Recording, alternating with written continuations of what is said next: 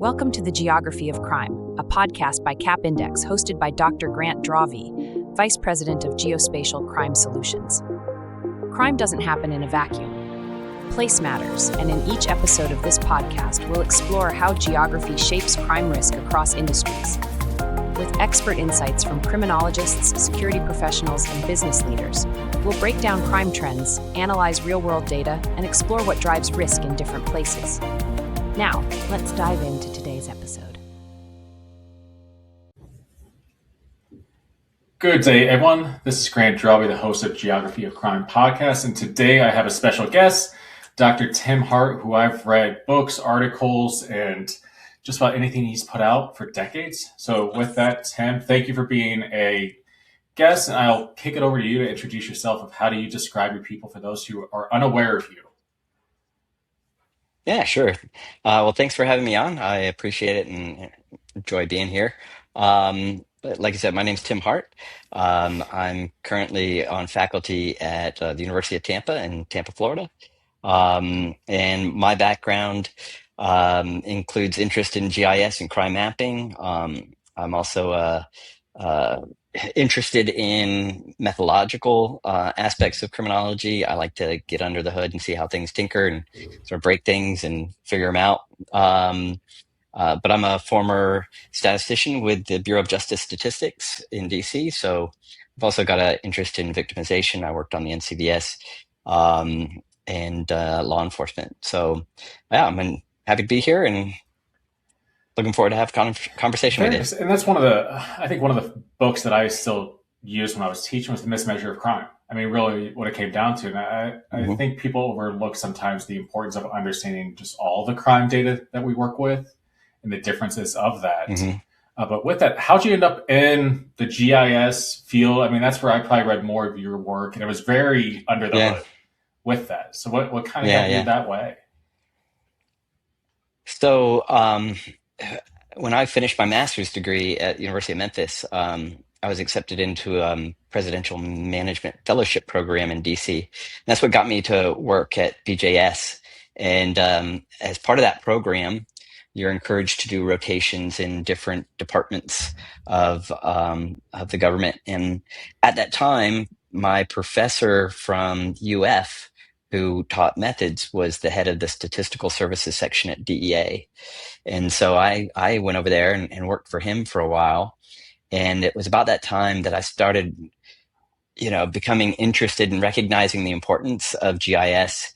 And he sent me over to Perf, and I took some classes with Rachel Boba, and that sort of started things. And then from then on, it was a skill that I recognized as something I needed to build and add to whenever I could. So when I went back to pursue my PhD, turned out the geography department was right next door to the crim department, and they offered a graduate program certificate in GIS. So I started taking some of those courses, and it really paid off. And so actually one of the first papers I did was with my professor in the geography department on geocoding and also the effects of sex offender residency restrictions. So yeah, it was sort of a culmination of those experiences that led me to where I'm at today. What a small world when you say you're taking classes with Rachel and everything with that, to where I remember reading her books and learning from it myself.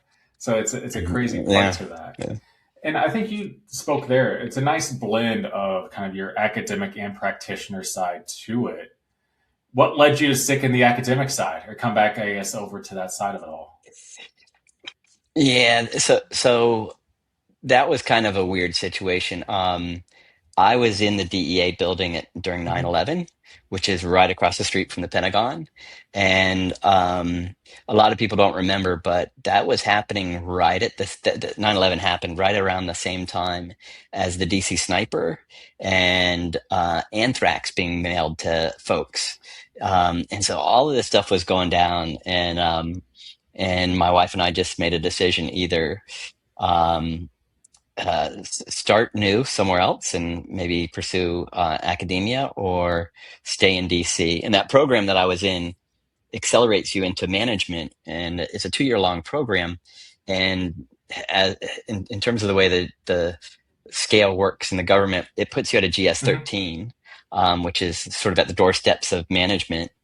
And we sort of were like, either we're going to be here for the rest of our lives and make government a career, or pivot and do something that's not the bullseye for many people Right. geographically. And so um, we said, hey, let's just go back to Tampa, where I grew up, and pursue my PhD, and then sort of see what we can do in academia. Very nice.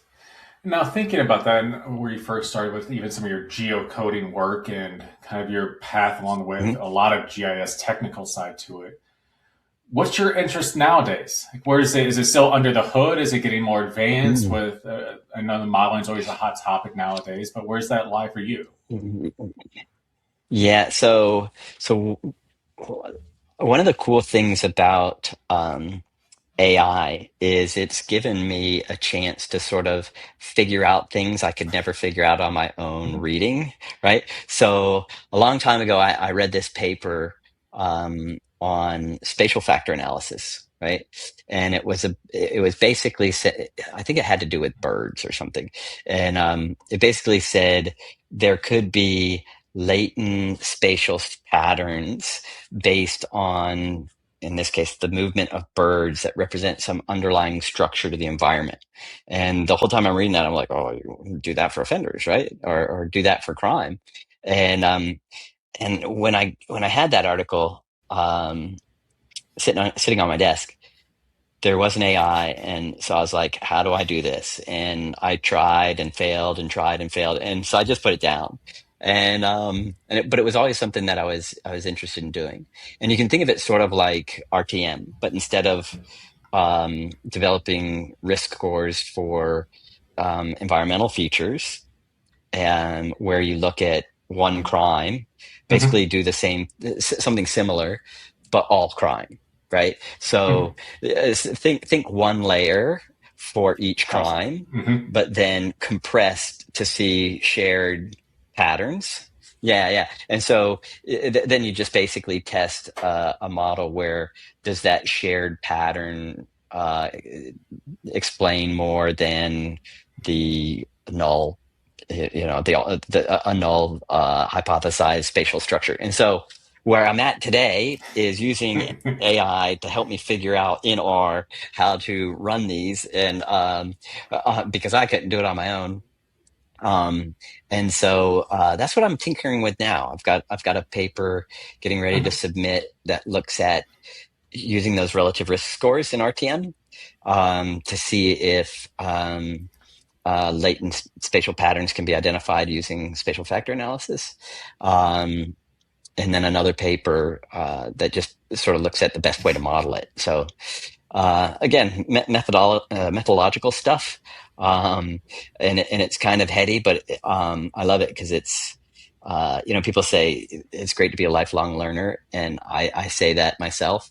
And this is an example of, I don't know what I'm doing, but I can figure it out, right? And you got to learn, right? So for me, learning never stops, and this is one example. And so that's sort of what I'm doing now. So. No, I mean that's fascinating. That's where I've always explained to people I was never gifted when it came to school. I just learned how to Google and then read what I needed to understand it Mhm. fully. Yeah. And you bring up a good point there that AI is in good hands and where you know where to kind of push back. It can be extremely beneficial. I mean, use it Hmm. on a daily now. I've come to really enjoy the integration of different aspects. Where do you see more broadly some of that taking, say, crime and place, spatial research with that Hmm. too? Do you say Hmm. Yeah. any Let me. thoughts? Yeah. Yeah, let me make 2 points because that's a good question. The first point is Callie Renison and I have our methods book, and Hmm. we just submitted the third edition to Sage. And one of the things Congrats that on we that. thanks. One of the things that we did that we thought is so needed at this point in time is every chapter has a section on how to leverage AI, and Huh. and we stress throughout, it's not to replace what you're doing, but it's to complement what you're doing. And so, for example, the section on, or the chapter on survey research, we say stuff like, all right, think about using AI once you have your survey instrument done. Throw it in an AI and say, hey, have I asked any double-barreled questions? Are all my response sets exhaustive and not overlapping at all? And so using it in a way that helps you become better at what you do, not doing what you do so you don't have to do it anymore. Two different tracks, and we really have pushed with this methods book the leveraging AI in an ethical way, and so sort of like what I did. I knew what I wanted to do. I knew how to do it. I knew what I wanted to do. I couldn't make R or SPSS or ArcGIS do what I needed to do and it to do until I asked AI the right questions. And so that's one. I think that's needed now. The recognition that it's a tool, it's a powerful tool. It can be a tool that you can use responsibly and really, take your work to the next level, whether you're a student or an academic or a professional in practice. And so I think you really need to get on board with that and do whatever it takes to upskill in those areas. But in terms of how to leverage it in GIS, a good example, I was at the ECHA conference last year, and Dan Burks was giving a presentation on using a large language model on going just beyond the calls for service information, but the narratives, and seeing how reliable the data being pulled out of that could be to do to enhance your pattern analysis. And he had a piece published off that. So that's just one example. But think of ways you can enhance what you're doing now, either making it more efficient or, like what I'm doing with the spatial factor analysis, take it to a new level and see what you can learn and see what you can produce. No, that's great to hear. And that's where I've probably read more on it lately, is when it comes to like the policing narrative, the descriptions, it's something that's a pain to get through. And then it wouldn't make sense though as you get through it at the same time. So there's usually just loss and burnout and time to it. So I love hearing that. So now how do you take that, given your current role teaching? And I looked at the classes you're attached to, and then they are very applied, student heavy. And I was leaving academia as ChatGPT really hit off. It became kind of first to be known and kind of changed the market quite a bit. How do you see students with AI and kind of the integration of that, and especially with the courses you're teaching, more applied, be it stats, methods, and that? Yeah. What's the balancing of that so far? So I think for students, I think it's a balance between fear and hope, right? And what I mean by that is I think it sort of depends on what the faculty are telling them, right? Some faculty will say, and I'm fortunate having two kids at the university right now, so I get to hear it not only from students, but my kids, what the different rules are in the different classrooms, and they vary greatly. For my class, I strongly encourage it. When we're doing stuff and I think they could benefit from leveraging AI, I will say, this is where you want to think, ChatGPT, and, ask it 5 questions, or, for my midterm, I said, take a midterm for crime science class. I said, take a picture of the table of contents. I said, put it in a ChatGPT and say, give me a 50-question quiz based on the table of contents for this class. And I was like, I'm not making you a study guide. This is where you should make yourself a study guide. But on the other end, you get professors that are very supportive. And so for students, I think it's sort of this caution, because they don't want to be using it inappropriately or get in trouble for when they use it, with the recognition that it's very powerful. And so again, going back to the methods book, that's why we wanted to add sort of the how to use AI in this context for each chapter, to make sure students and faculty know, hey, there's no avoiding it. You got to Mhm. use it, but use it in a way that's responsible. So And I think that's the key part there. It's going to be used. Jobs, career paths are probably going to expect it. It's going to be integrated with it. So it is, I think the exposure and almost the guardrails of how to use it are important during that learning phase altogether.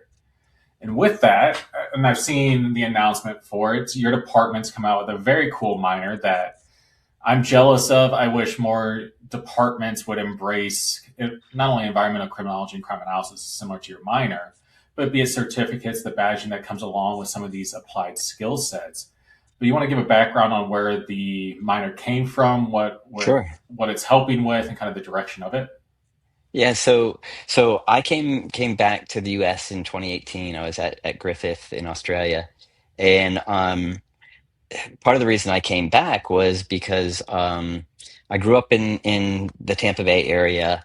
The chair at the time was someone I had gone to grad school with, and she was telling me about the new master's program that they started. And so I saw it as an opportunity to sort of get into a program where there's a desire for growth, right? Mm-hmm. So when I came on, I think there was only 6 or 7 faculty, full-time faculty. And when I graduated from USF, it was very much a teaching school, right? You went there, the research requirements weren't all that high, and a lot of former police TPD would teach there, and so it had evolved quite a bit. And I saw the trajectory, and I wanted to be a part of it. And one of the first things that I did is I encouraged the department to set up an industry advisory board. And there was one at Griffith. And so I modeled it after that, where executives from the private sector and from law enforcement and courts and corrections um, formed a board that would meet once a semester and sort of tell us what they were looking for from our graduates. So Interesting. my idea was, at open house, when a parent came to us and said, are you going to get my kid a job when they graduate?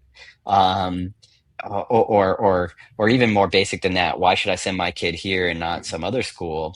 We could say, look, we're getting direct feedback from the chief of police from TPD, chief of police St. Pete Police Department, the SAC from the DEA, the FBI, the state attorney, the head of probation parole in this region, the executive director of some of the community shelters and victims assistance programs, all part of the board that tells us what we need to be doing to make our students hireable.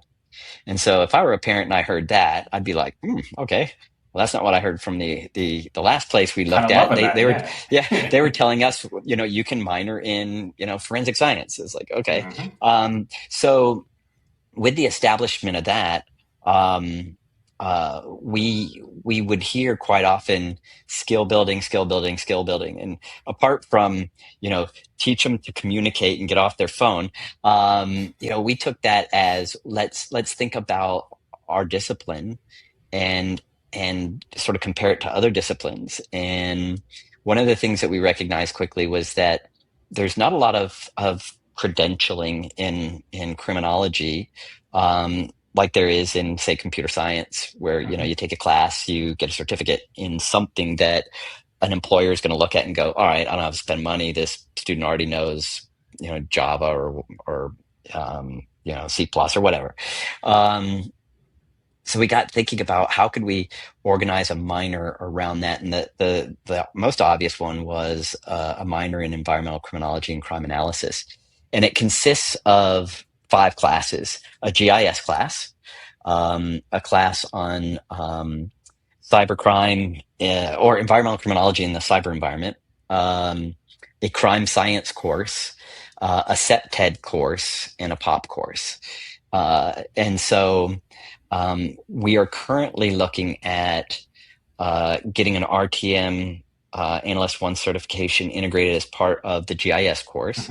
Mm-hmm. We're looking into CEPTED certification and other certifications so we can graduate our students who minor in environmental criminology and crime analysis with these micro credentials so that we move from just a degree that says what they know to skills that are certified that tell potential employers and we know how to apply it, right? So Oh, we're trying to think, after graduation, and so the minor really teaches the students how to think spatially about crime, and produce outputs that practitioners are going to actually use. Right? no, and that's great to hear. And I think about that of like my path, the departments I've worked in, of the skill sets kind of come and go. Like they pick a crim or a soc, you take maybe one stats class, and that's kind of it. It's your exposure to applied courses is very limited in some departments, and it's hard to get that. And that's where at the back end, what gets you employed? And if Yep. when you look at other majors, and at U of A, I was looking at the business school, they had the badges of everything that had their hands in, similar to like a computer science. Of Mhm. you're more marketable. What sets you apart at the end of the day, you need to show for it. And I think at the undergrad level, that becomes more and more important. So the skill building that you have with it, and the certifications that come with, are going to be invaluable as it goes. Yeah. Yeah, I tell my students all the time. I say, think about your resume when you graduate, and think about everybody else's resumes when they graduate who are sitting in this class. How does yours stand out? Everybody's going to say, I know Word, I know Excel, you know, so what?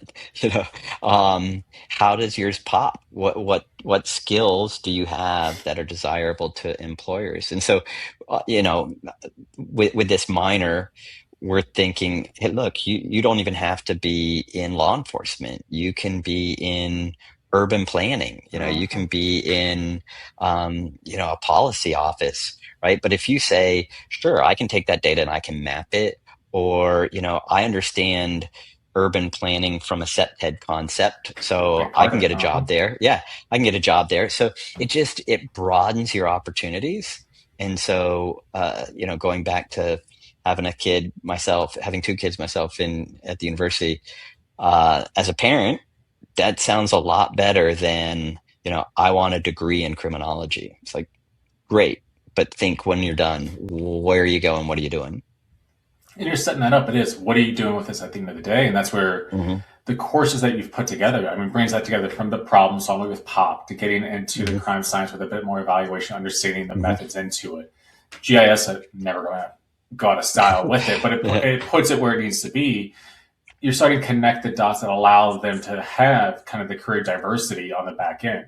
It might not always be your typical policing, but it opens the door to a lot of different avenues. Even in the field I'm in now, like hearing what you have there and what you're offering, be it asset protection, security at say Mm. financial institutions, eat this up. I mean, SEPTED's a Yeah. huge part of it. Hmm. Understanding the crim and kind of the theoretical side to it as well, it goes a long way. So it's a much needed skill set that connects the dots that I think has kind of been glossed over within a lot of crim and CJ programs over the years. Yeah. Yeah, and I think there's been a couple of sort of attempts at doing something like this, but not understanding the big picture. So, for example, think about theory classes. You don't get much environmental criminology, in terms No. of being taught the theories behind it, right? And so the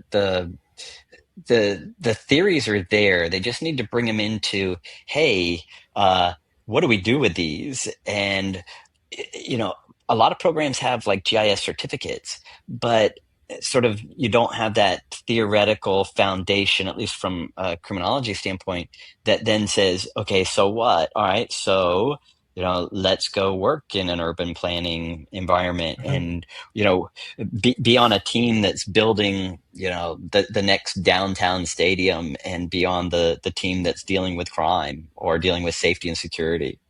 Um, yeah, we had a one of our industry advisory board members, named Michael Rosen, owns a security firm where they train. And there's two arms to it. One of the arms trains individuals for protective services. So he did a training on our campus, and there's people all over the country that came. It's basically threat assessment, right? Hmm. But it's for individual threat assessment. So for example, somebody who might be trying to walk into a synagogue with a bomb or something, being able to identify that. But it's sort of the students that a couple of students came, they didn't sort of connect the dots until they saw these other professionals. There was somebody, I think, from Chipotle there, a couple of university campus security, some folks from retail. They're like, oh wow, I didn't realize, Chipotle had something to do. I think, well, of course they've got all these, Hmm. buildings all over the country that they need to keep safe. They've got executives they need to keep safe.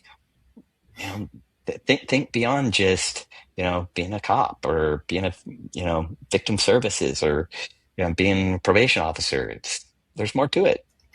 Well, and that's where it's even opened my eyes in the current role of. I mean, my parents always thought, "Oh, you're going to be a cop or a lawyer." As you kind of go into it, Yeah, that's yeah, what it is, or corrections. yeah. There's so many other avenues that Crim and CJ can take you, especially when with the skill sets of the business sector relies on this heavily. I mean, from a security, whatever you want to get into, it's a wide array that you can go into that is just kind of unknown. I mean, I wasn't Yeah. taught about it. I didn't really know. I took the theory classes. I took a couple policing, courts, corrections, Hmm. but that's where it kind of stopped. Like you're not as Yeah. exposed other than internships, which are hit and miss depending Yeah. on where you're at too. But I think that's a great example. I love the industry executive board too, because I think it Yeah. brings it home of what all's out there. And it does, it's almost, I used to call it coffee with a practitioner versus coffee with a cop Hmm. because it almost pigeonholes Hmm. students with what they wanted to get into. So love hearing that. Where do you see this heading for you? Like in terms of it's a minor now, it's probably growing in interest. Do you Yeah. have a roadmap So, to it? yeah, in a way, we're sort of making it up as we go along. But it's interesting. We got a new president Hmm. last year. Um, Her background is engineering and computer science, so she's all about skill building. Uh, when we can also throw in multidisciplinary skill building, Yeah, true. we're a shiny star. Um, we've been able to get a lot of resources to help build the program. Like I said, when I started, 6 or 8 faculty, we've now doubled in size. Um, we've used those resources to sort of set up as many opportunities as we can for the students. So, 2 examples. Another idea that came out of the executive board was a capstone course Hmm. that now all students that matriculated starting last year have to take. It's called Developing Professionally, right? Um, it's sort of a class that requires them to start thinking about what the heck am I going to do when I graduate, right? So if you have these skills, if you've done the minor, well then you need to start thinking about places where you can work and not just law Obviously, yeah. enforcement. Yeah, we one of my first um, uh, graduate assistants when I was at UNLV. We were doing a GIS project. She got a job in the insurance industry. I was like, oh, I didn't know that. She's like, yeah.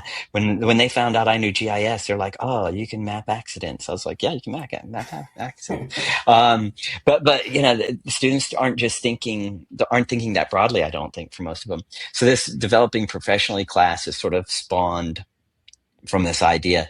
The other is it's been able to um, demonstrate to these industry executives sort of where we're at in terms of the kind of students we're starting to produce.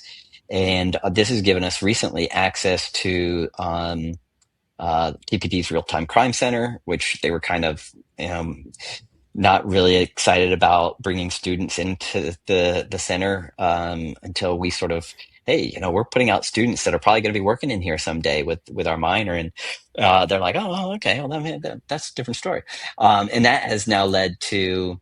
I don't know if I'm allowed to say anything yet, but a project that involves TPD and let me just say training. I'll leave it there. Training. That's broad enough. But Yeah. but yeah, yeah. Especially I don't want to get ahead of anybody's big moment. But yeah, other opportunities with Mhm. our local criminal justice agencies. So, yeah, it's good times. Well, I mean, that's exciting. I mean, it's music to my ears to hear of programs like this, the skill building, because it's a small world at the end of the day. I mean, be it the IACA forum, be it whatever Mhm. chat you're part of, but even training. Like it's the same Mhm. names kind of circulate with it. So it's always great to kind of expand that, get people into the field a bit more. Mhm. Now, a bit of a curveball question for you. Is there anything that, when you think of spatial research, that you wish the general public would know more of or understand? Like, is there something that grinds your gears? And that could be even, I'd even broaden out given your methodology and your rigor kind of behind it all. I'm sure you have plenty to pick from.